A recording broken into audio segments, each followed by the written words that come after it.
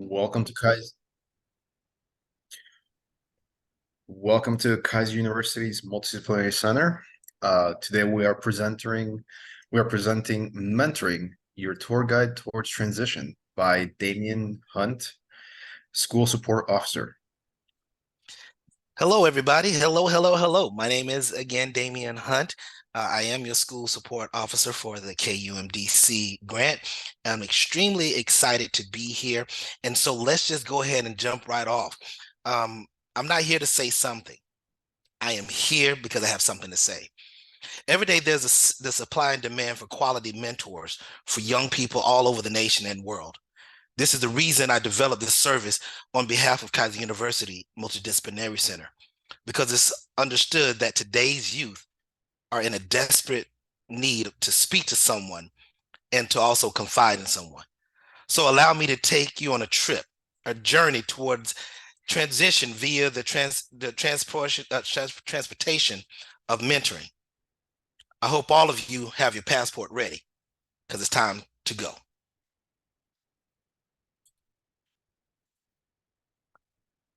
So think about this. Who helped you have that aha moment? That moment that gave you insight to your true self, or maybe a particular circumstance. The one that assisted you in getting to be the get the best out of you. That one that may not gave you the answers right then, but you figured out who you were later on in life. Who tapped into that untapped well of potential. That's the one. This is the person that is most likely your mentor. The mentor and the mentee, which often you hear me call M&M, typically find each other. For the mentor, they may see something in the mentee, maybe something familiar, maybe something they see within themselves. They see the potential in a person. And for the mentee, they see somebody that they aspire to be like, that when they're at their lowest moment, they have somebody they can confide into, someone that they feel that they have a common ground with. That is the one. So what is mentoring? Well, typically spoke as a mentor, you guide individual towards the right direction and help them develop solutions toward personal and professional issues and goals. And you see it right here. Just a few brief moments. A mentor is an influential person developing tools that empower individuals. It's a partnership. One cannot be a mentor without the mentee, and a mentee can't be their best self without the mentor. It's legitimately a relationship that's galvanizing one another to be the best person that they can possibly be. And they help one another. It is a mutual trust and respect that each party has for one another.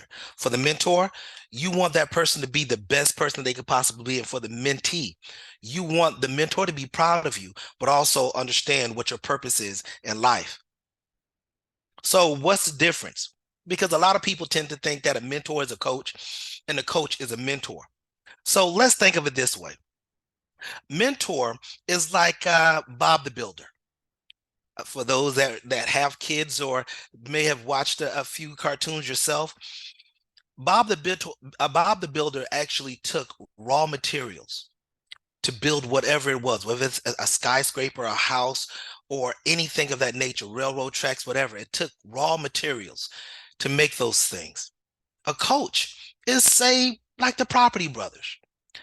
The structure is already there, but they found ways to slap some paint on it. They may redecorate a room, or they may knock down a walls here or there, but the structure is already there. So in these two instances, if you're Bob the Builder or you're one of the Property Brothers, both are very important, but understand the difference. As a mentor, they offer knowledge, expertise, and advice to the less experienced. A mentor has vested interest for the long-term goals of that mentee.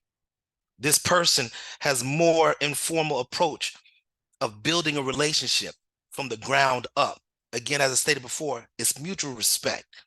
As a coach, A coach focuses on the end results only. In most cases, the coach relationship is more limited and often short term as building that rapport. I know, having over 20 plus years of experience as a football coach, some of the kids remember me, and I have to be honest, I don't remember them because I've coached so many young people. But when you're a mentor, you remember that person. You remember all the minutia, all the minute issues that that person was going through. You help uh, build them up during their down moments, but you also help celebrate them within their success. This is the difference between the mentor and a coach. So why mentoring? I'm glad you asked that question, because mentoring assures young people that there is someone who cares about them. Mentoring also lets the mentee know that they are not alone in dealing with their day-to-day challenges. Mentoring is isolated to a one-on-one or even small groups, but also the mentee feels like they matter because they do. Mentoring shows so much and provides a vehicle of care and inspire to build character. And there is a difference between inspiration and mentoring. I'm sorry, motivation. We will dive into that. But most importantly, mentoring research confirms that quality mentoring relationships have powerful, positive effects on young people in a variety of ways, whether it's personal, academic, professional, athletics, whatever the case may be. You best believe mentoring is a strong component of those things. So again, why mentoring? Well, when you look at mentoring, it does help advance learning in every aspect. You help actually raise students' achievements because they have something to strive for. They promote well-being of the mentees. A great thing is that you actually spread the culture of the school and academics. One mentor can actually have a major impact on a school, because typically those that need mentoring can sometimes be the lower the lower academic achieved young person. And if you're able to get that person, maybe that person is a frequent flyer within the principal's office, or tends to be one that gets detention or always in fights for whatever reason, you can actually change the culture of a school with that one individual, and it's because of a mentor. And lastly, it increased the retention of promising mentees within the classroom. And I can tell you right now that a lot of teachers will appreciate that mentor if that teacher within themselves are not the mentors. So the next question is, who can be a mentor? Well, just reading this by David Shoemaker, A Tale of Two Children, when veterans and novices work together in a nurturing relationship, each gets something of real value from the other. Veterans gain energy. Novices gain inspiration. Isolation fades. Connection flourishes. And pain turns into wisdom, a joyful wisdom that makes the difficulties in our work endurable, and keeps both veteran and novice coming back for more. Now, typically, I do not read verbatim my slides, but I had to make sure that I quoted David Shoemaker properly, because this is exactly why it is important to have a mentor. Whether you are a veteran in the game or not, whether you are a novice in this game that we call life, a mentor is well needed and well respected in all circles. Now, please don't get it twisted. All right. It's not an exact science. Okay. And nobody is perfect, but anyone can be a mentor. However, not everyone will be a mentor. This is going out to our parents out there. Mom, dad, uncle, grandma, uncles, aunties, cousins. As much as you would love to be your loved one's mentor, you may just be a coach. Because the truth of the matter is, we've all had that that parent syndrome where mom, dad says something, the kid doesn't listen, but somebody on the outside says the same exact thing, and it's the best thing that child has ever heard. And parents are upset, often upset. I just said that last year and you didn't listen, because it's that syndrome that a lot of young people go through. So understand that it is completely possible that a certain demographic will not suit the description of being the primary mentor. The mentor-mentee relationship, or M&M, is organic. It appears to grow out of nowhere, but understand that the foundation is trust. We all know that trust is not a fast-forward development. It is a slow process. Let me put it like this. The mentor and mentee relationship is like a slow cooking crock pot. It is better when the product has a chance to simmer, stew in its juices a little bit, if you will, and the greatness is displayed.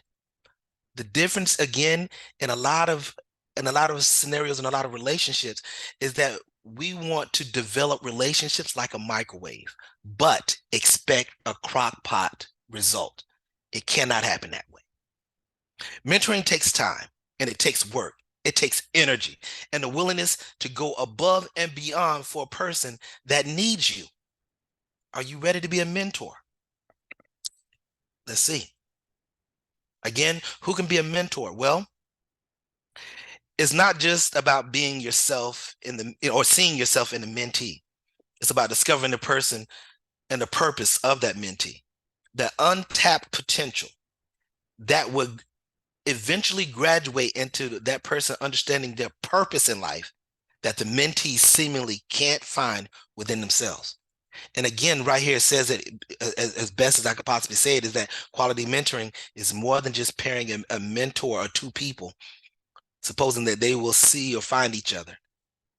It can happen throughout the entire school year. And then you would actually see at the end of the school year, maybe, or maybe a shorter time, that student actually flourished. So my question is, are you that mentor? Are you that hero? Well, you need to understand this.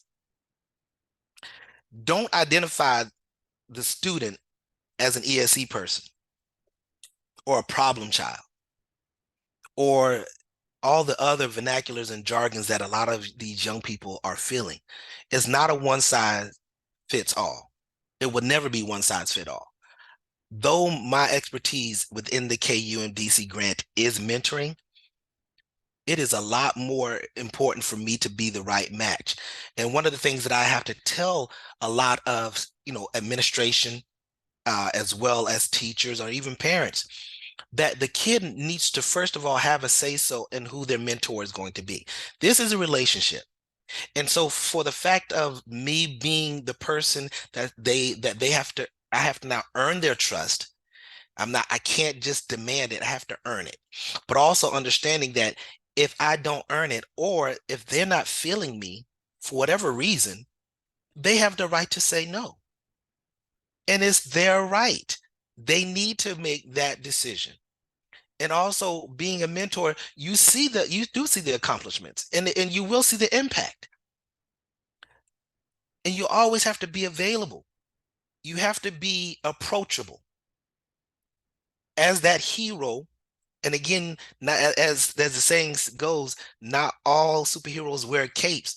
Well, you may be capeless, but the truth of the matter is you actually have to come at a particular situation at different ways, using different approaches. Using something that worked on Monday may actually expire on Tuesday. So you have to always be diligent in your efforts of trying to be the best mentor for that young person. And definitely for building confidence, you have to understand this. You have the power to energize that person, be the best version of that person. They can actually see beyond their current situation, understand their superpower within, using positivity. That is what a mentor does. And again, these are the responsibilities. And dare I say, some may even say the burden of being a mentor. So Let's investigate. This means investing time. Great mentors realize that they're playing a long game, much like a race. This is not a sprint. This is a marathon. Don't expect immediate gains because they may just not show up that easily. More importantly, they care, the mentor cares about maintaining a growing and exuberance and zealous, overzealous, in some cases, professional relationship. This is what investigation does. It's literally looking into the young person and seeing what can you do to pluck out the greatness. I tell a lot of parents and I tell a lot of teachers and a lot of people that we have the opportunity to train and share with. As a mentor, you're an excavator. For those that know anything about construction or land, it's a giant truck that literally removes mounds of debris or dirt out of the way. And for us as mentors, you have to investigate and realize that the greatness is already inside that young person or that individual. We sometimes need to excavate all the mess, all the dirt, all the debris that life piles upon all of us all, so that seed of greatness that's already inside that young person can take root, blossom, and be a giant redwood of greatness and success. That is what investigation will help you do to be the best mentor. So what does also investigating do? It also allows you to build rapport. See, the adage of what you don't know won't harm you, let's dispel that immediately. Because directly, what you may not know can harm you. But indirectly, this is a false comment. This is where being a mentor comes into play. The mentor pushes the envelope of building rapport with the mentee outside of that IEP or that 504 plan and academic rigor. IEPs are very important, don't get me wrong, but it does not give you the entire story about the young person that you're charged to help, educate, or mentor. The IEP is a living, forever changing document. It should never be assumed or understood as a document that is set in stone. A child's IEP does not define them. It gives you an idea of the type of student you have in the way that the school, in the school atmosphere. Teaching and curriculums are to be modified and to help and meet the needs of that young person. It should both challenge and ensure success. Student IEPs aren't getting the special treatment. They are getting what they need to access the curriculum like everyone else. If the student has a sudden change in his or her life, death, eviction, etc., an IEP may not capture that at the time. If the student's basic needs are not being met, i.e. food, water, clothes, etc., an IEP may or may not catch that information or the experience of that young person that's dealing with it.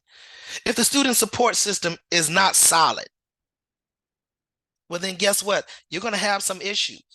So these are just a brief description of how building rapport is very important. But I wanted to definitely highlight the one that says bridge the gap of student with disability towards their transition.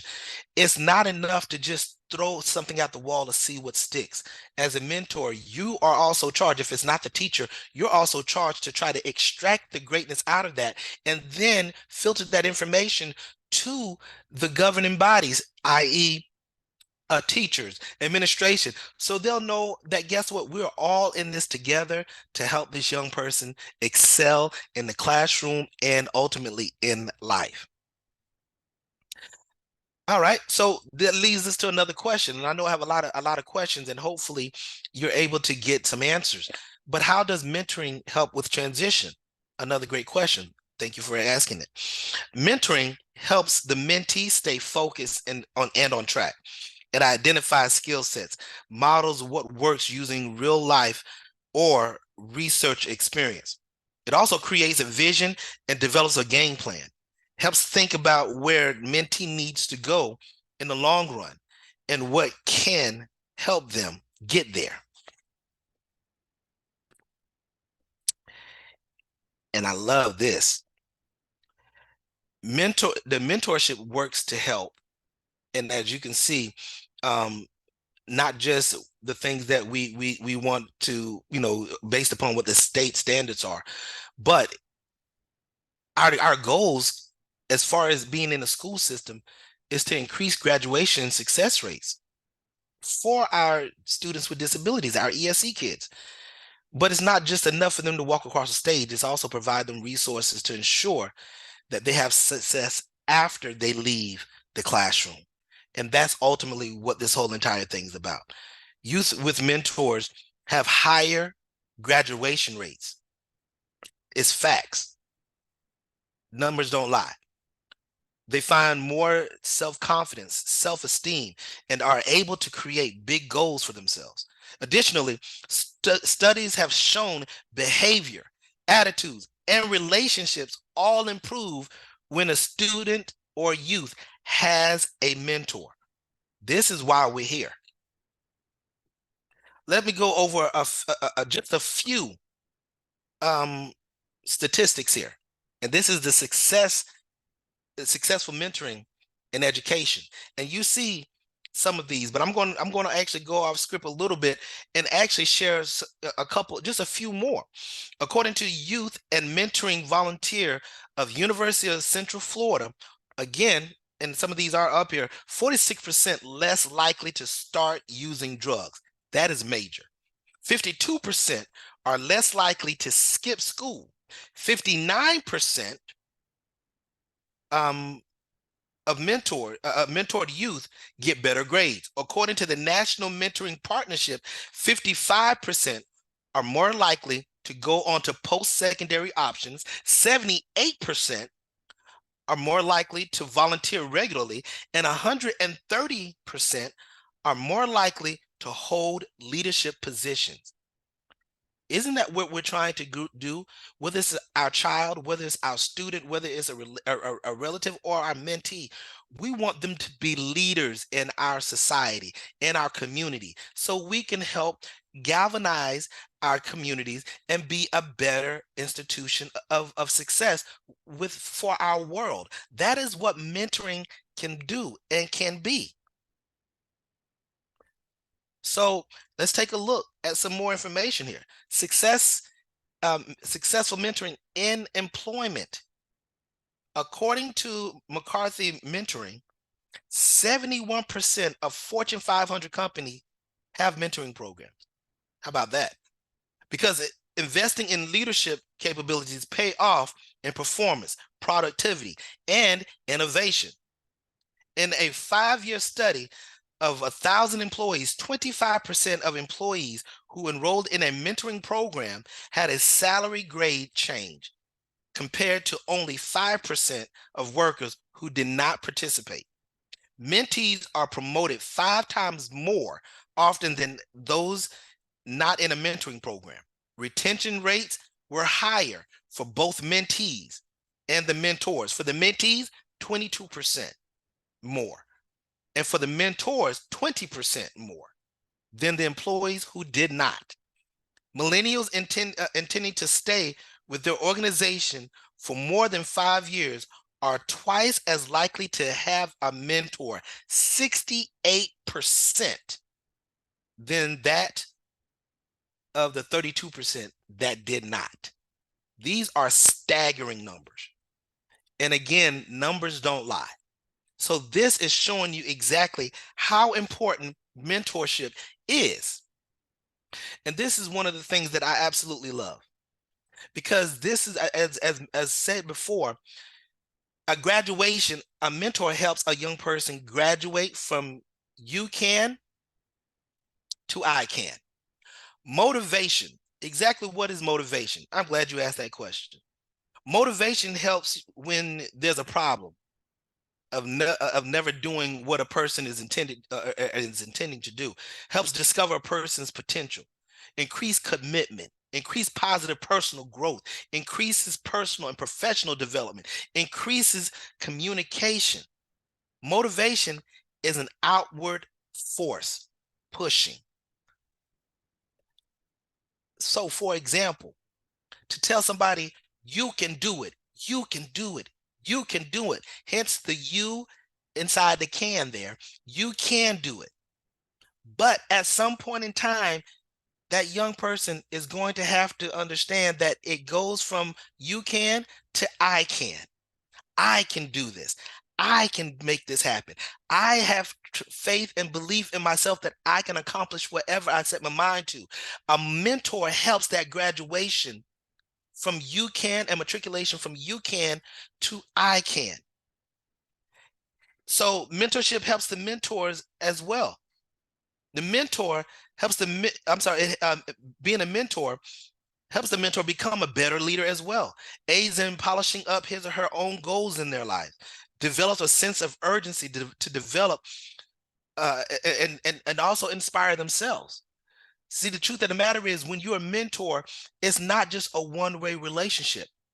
That mentee is helping the mentor just as much, in some cases more, because now they actually have something to sink their teeth in, something to strive for. They realize they have the responsibility of working with a young person to develop them.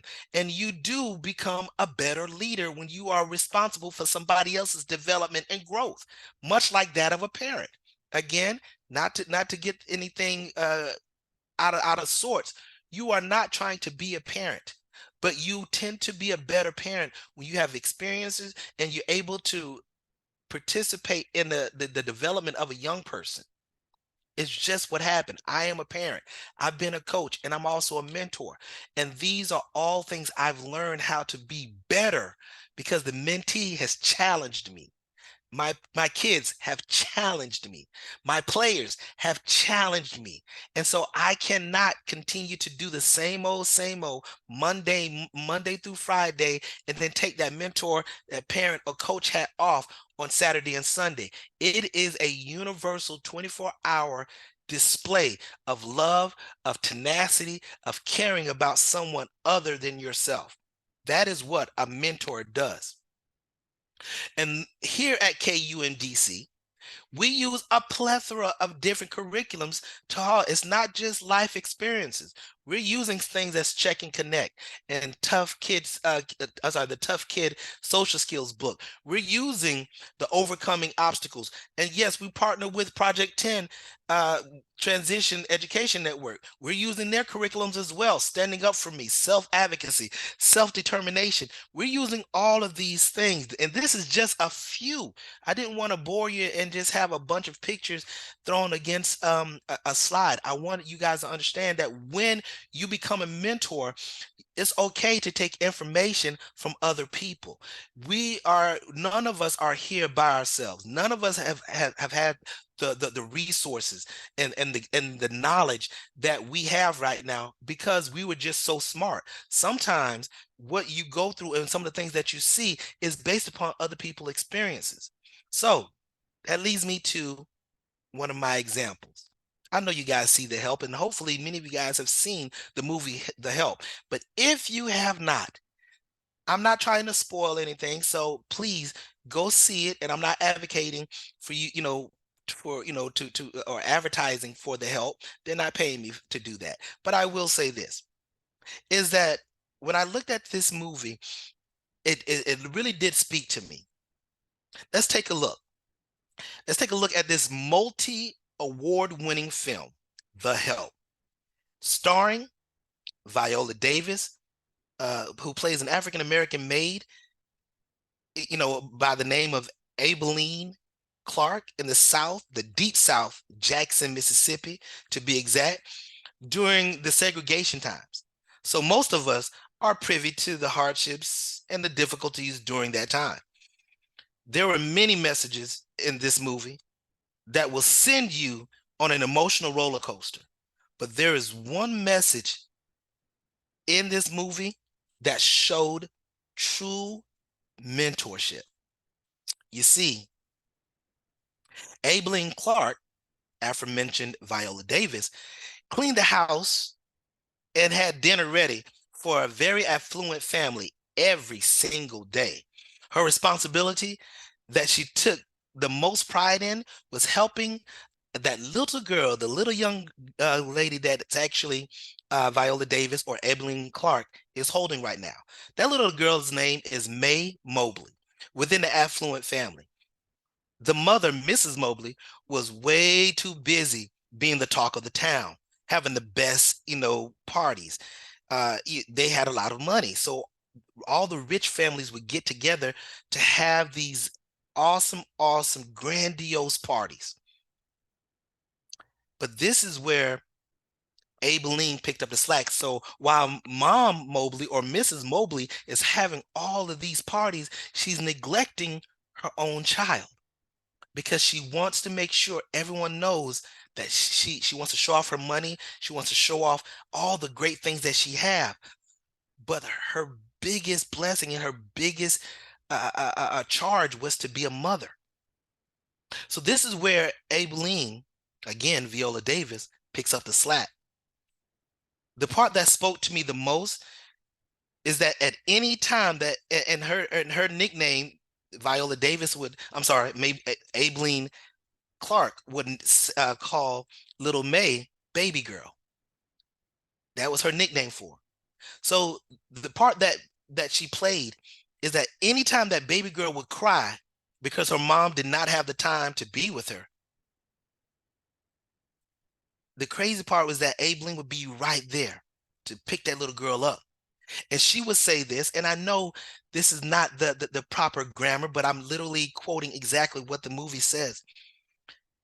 So Abeline Clark would look at this little girl, wipe her tears, get her all straightened out, and say these words: "You is kind, you is smart, you is important." Now, again, I know this is not proper grammar, but let's look at it in the effect of the simple, powerful words and affirmation that this woman had on this young, impressionable little girl. She would hear these words every time the maid would see her. Every time. Mentorship is much like the help. You need reinforcement of positivity. You need encouragement. You need love. You need appreciation. You need to feel like you are a part of something bigger than yourself. That is what the help is. That is what mentorship is. So who are you willing to go tell that they're smart, that they're beautiful, that they're kind, that they're encouraged, that they're able to do something beyond themselves? Now, these are a few of my references. And of course, we're recording this, so you can always go back and look at some of these references and realize they are legit. So, my conclusion. This is a little saying that I have. If you have fallen on your way to the top, good, you're on your way. But if you have learned from watching others fall on your way to the top, congratulations, you are there.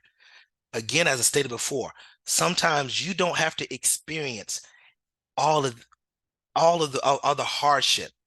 And as a mentor, you have gone through, you have your own experiences. If you see a mentee or a young person going down the same avenue that you went, the same unsuccessful avenue that you went, well, then maybe you should be the one that actually help them learn from your experiences.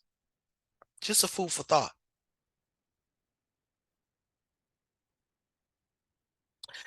And this is something that I tend to like to end a lot of my presentations.